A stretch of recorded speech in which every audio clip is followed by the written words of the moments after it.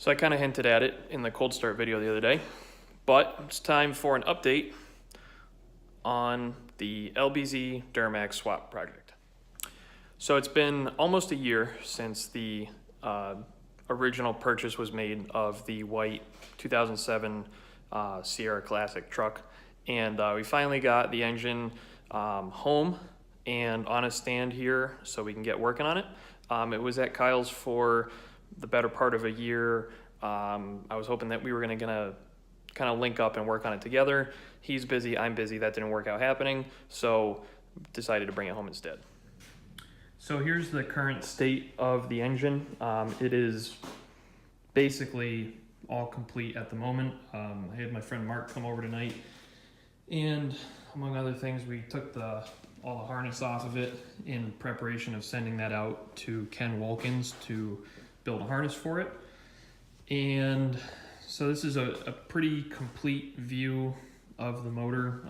All the exhaust components are still on it with exception of the EGR system. All the belt drive is still on it.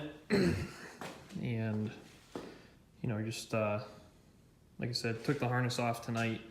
Still have all the grounds and everything still on it. But, you know, mostly just been preparing it for kind of a light duty tune-up so that we can get it on a stand to run. It's like one thing, been oiling the turbo because the turbo sat for, you know, a year without oil in it pretty much. So it spins pretty nice now. And pretty much at this point, the light duty tune-up, so to speak, that it's going to get is going to be a new lower oil pan, new gaskets top and bottom, valve cover gaskets, manifolds and up pipes, tensioner belt, belt tensioner and 2 idler pulleys. I'm probably going to leave most of the accessory stuff alone for the time being, just because I want to hear this thing run before I go and spend all the money on it. But it's here. It's admittedly it's a lot less intimidating with the harness and everything off of it. I had planned on making a video of pulling the harness tomorrow, which is when I had originally planned on pulling the harness, but Mark and I just kind of started pulling shit off of it, and next thing you know, here we are. So it probably took, I don't know, 20 or 30 minutes or so.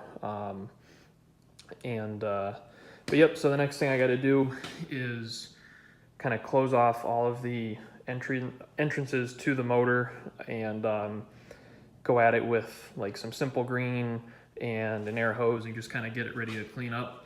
One thing, and you guys can let me know in the comments what you think. So keep in mind, this is out of a New York truck. It's 12 years old at this point. It's got 200,000 miles on it. You can see there's some scale on the outside of the block. And I think it's mostly just kind of like paint and surface stuff, but I'm curious to know what the best way to kind of take care of all that would be. I don't have access to an outdoor sandblaster, and I don't plan on pulling the heads this go around, just the valve covers.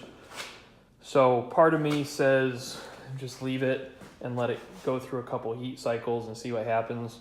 But I'd also like to get it cleaned up. So let me know what you think, how I should go about doing that, and that'll be that. But so at this point, it's really just cleaning up the engine, some very basic parts replacement, and the big thing is going to be sending that harness out to be built.